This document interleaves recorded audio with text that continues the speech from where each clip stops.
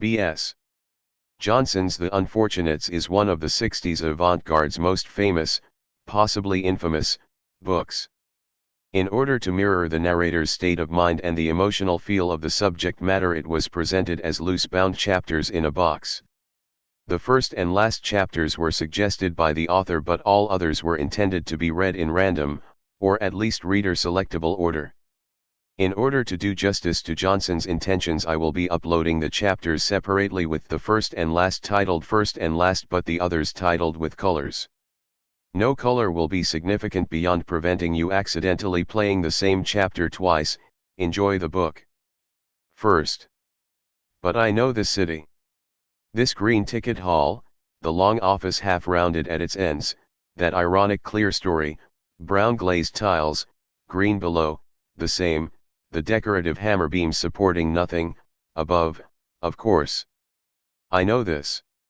Siddle, how did I not realize when he said, "Go and do city this week," that it was the city?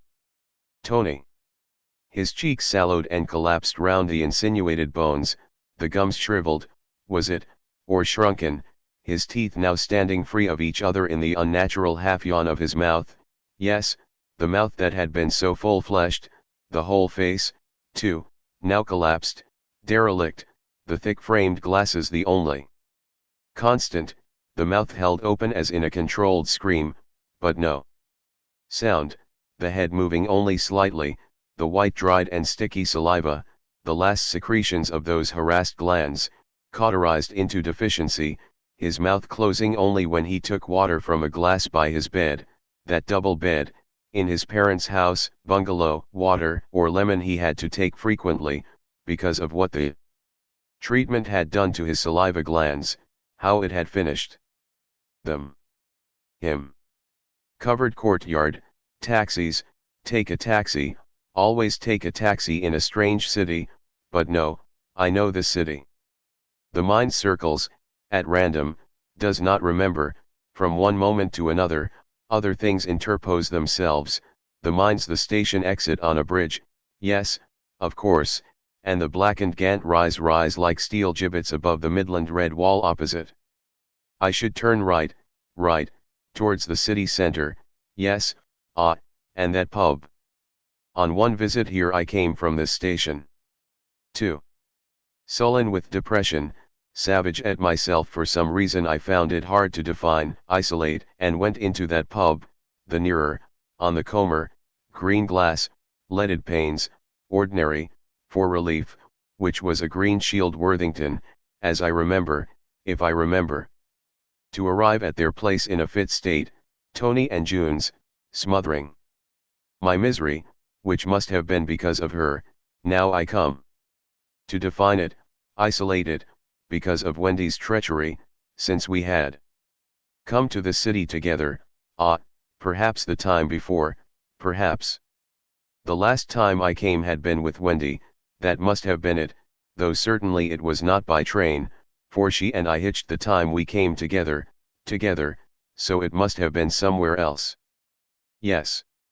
That's it, to the left here, over the bridge the other side, there is a Chinese restaurant where the four of us went on that first occasion, or was it the first? And June told, very well, that perhaps apocryphal story of the woman in a Chinese restaurant who, feeling an inedible lump in her mouth, genteelly transferred it to her handkerchief and then to her coat pocket, and later, some time later, had a call from the police wanting to know why, in the pocket of a coat she had sent to the cleaners, there had been discovered the top joint of a human little finger, and how the restaurant had nothing further to add but that they received the soup themselves in big cans from Hong Kong.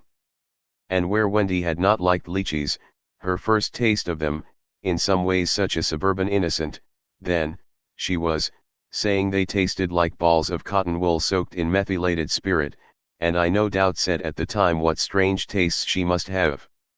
To be able to recognize them as such, or think now I must or might have said that.